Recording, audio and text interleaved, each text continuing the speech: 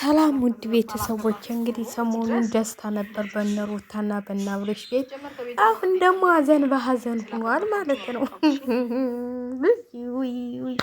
የእነሱ ድራማ ሳያልቅም እውነቴን ነው የምላችሁ፣ ይሄ ነገር ድራማ ነው። አሁን እንጂ አበዙት እኮ የሌለ ነገር እየሰሩ ነው። እዚህ ጋር ቢለምኗት ቢሰሯት ሄርሜላ እንግዲህ ከታመመችበት ከእርግዝናዋ ተነስታ መታ ብለምናት ዛሬ ትላንትና ምንም ነገር እንድታደርግ አልፈልግም እያልኩ ይህንን ነገር አድርገዋል። ነገ ደግሞ ሌላ ነገር የምታደርግ ከሆነ እኔ ምንም ነገር ከማድረግ ወደኋላ አልልም። ሰማኝ አይደል? መኪናውን ሳትመልሽለትም እንዲ መኪናውንም ይመልስለት።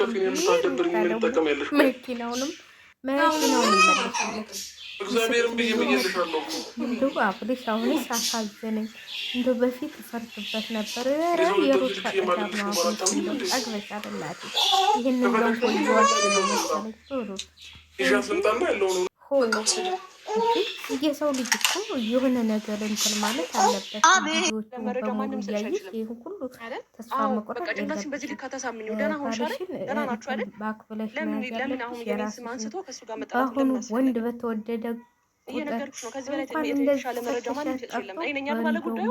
እንደውም በምን ምክንያት ላገኘው እያለች ነበረ። አሁን አስከተልሻት ማለት ነው።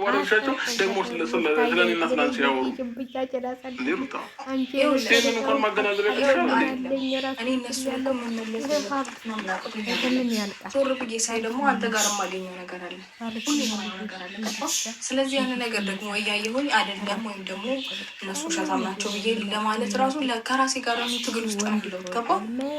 የእነሱን ሀሳብ መቀበል ይቀላል ማለት ነው። የእነሱን ሀሳብ መቀበል ሳይሆን አንተ የምታሳየኝ ነገር ነው ይህንን ነገር እንዳምን የሚያደርገኝ። ምን አሳዮች ከጀርባ ምንም ከየት ነገር የለም።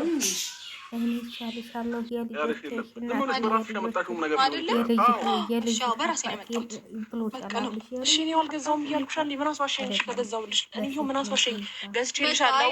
አንቺም አልገዛሽልኝም። አንተ ነው የገዛህልኝ። እኔ ራሴ ነው የፈጠርኩት። በቃ እሺ ምን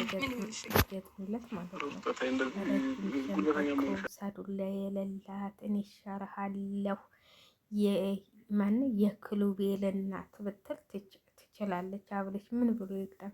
እኔ ይሻልሻለሁ የክሉቤል አባት ብሎ ይገጥምላታል ማለት ነው። እና ትንሽ አጋነነችው ሩታ አጋነነችው አይደል? እስቲ አልተጋነነም ብላችሁ እጃችሁን አውጡ። አረ ተጋኗል። እስቲ ቆይ ነገ ደግሞ መኪናውን ቁልፉን አታስረክቢውም እንዴ? መኪናውን ቁልፉን ስጪው። የመኪናውንም ቁልፍ እኔ ልገጨው መኪናውን በሷ ናት የገዛችው። ስለዚህ ነገ ደግሞ ግን እንደዚህ የሚያቃጥል ሰው እንደዚህ ተባለ፣ እንደዚህ ተገዛ፣ እንደዚህ እንትላለ የሚል ሰው ጥሩ አይደለም። እውነቴን ነው የምላችሁ። ይቺ ልጅ እንግዲህ ወይም አብራ ልታጋዛው ሁዳም ሰው አይቷት ይሆናል። ምን ይታወቃል? ወይም ያው እንትላ የሚባለው ማን ነበር የሚባለው? ሁለቱን ለመለያየት የጣለው አቤል የሚባለው ሰውዬ ነው እንግዲህ። ይሄን አቃጣሉ እንደዚህ እያለ ሁለቱን ማለያየት የፈለገው ከማን እንዳረገዘች ሩታም አውጡ እንትን በሉ እያለ ፈረንጁ እያፋጣጣቸው ነው ማለት ነው። እዚህ ጋር ፈረንጁ ይለፋል፣ እዚህ ጋር ሩታ ታፈርሰዋለች፣ እዚህ ጋር አብርሽ ይለፋል። አንዴ ስጦታ ሰሞኑን በደስታ ሆኖ ፈንጥዞ ፍንጠዛ ሆኖ ልዬ ሲሳይ ይዞ ሊመጣ አሁን ደግሞ ልጄ ይዞ ሊመጣ መከላከል ነው። አይ ልጄ ሲሳይ ይዞ መጣች። ልጄ ይዞ እውነቴን ነው የምላችሁ። ግን ተረጋጊ ሩታ። አይ የሚያልፍ ቀን ወይም ውሸት ሊሆን ይችላል። እኔ እውነት ነው ብዬ አላስብም። ማለት ይህን ያህል ብል አውጥታ ለሩታ ወርቅ ትገዛለች ብዬ ለጎብዬ ኧረ ተይ ሩታ ተይ። እንዳሁን ሄርሜላ ይህን የሚያክል ወርቅ ገዛችልሽ? ኧረ ዝም በይ። እንደው የማይመስል ነገር ለሚስትህ አትንገር ነው። አንቺ ስበብ ፈልገሽ ነው እንጂ ይሄንን ወርቅ እንደው ሄርሜላ ብትሞት አትገዛልሽም። 400,000 ደግሞ ከወርቁን ወለወረው። በእናታችሁ ምን አለበት እኔ ጋር ብትወለውረው? አይ እሱን ሽጬ እንደው ሀገር ይገባ ነበረ። ዳይን ከፍል እንጂ ትቀልዳለህ። እንዲህ ሁሉ አፈሰሰ እኮ እኔ ስንቱን ሰርቼ የማገኘውን ብር እኮ ነው። አመት ሰርቼ የማገኘው ብር እኮ ነው ይሄ ብር እናንተ 400,000 ብር አመት ፈግቼ የማገኘውን ብር ባንዴ እንዲህን የመሰለ ወርቅ ገዝተታ ትጥለዋለህ አብሽ። እኔማ አዘንኩ። ቆስቲ ልንገራችሁ፣ ይህን የመሰለ ወርቅ ከምትጥል ምን አለበት ወደ እኔ ብትጥለው? እንዲ አያብልሽ ጣለው እኮ ሩታ ዘወር ብለሽ ወልኩት ወድቋል። አንዱ አንስቶ ይወስደዋል። እንግዲህ አንዱ አንስቶ ላፍ ያደርገዋል። ካሜራ የለ ምን የለ ምን አስጨናነቃቸው? አንስተው ወስደው ይሸጡታል። ግን እኔ ጥሩ ነው ብዬ አላስብም። እንደው የማይመስል ነገር ነው። ሩታም እሷ ይህንን ወርቅ ትገዛልኛለሽ ብለሽ በምንም ታመል እንትን ልታይ አትችይም። ኧረ እሷ ብር ልማትገዛልሽ እንኳን ወልቅ ደግሞ ለጎብዬ ልግዛ እንዲወልቅ ጉድ!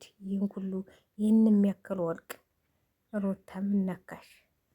ባልሽ ነው እንጂ የልጅሽ አባት የክሉቤር አባት ይገዛልሽ።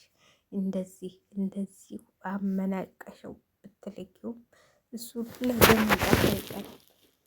አሁንስ እኔ እንጃ። አሁንስ ራሱን የሚያጠፋ ይመስለኛል። አንድ ነገር ቢሆን ግን እንኳን ሌላ ቤተሰቦቹ አይለቁሽም። በአሁኑ ማለት ነው።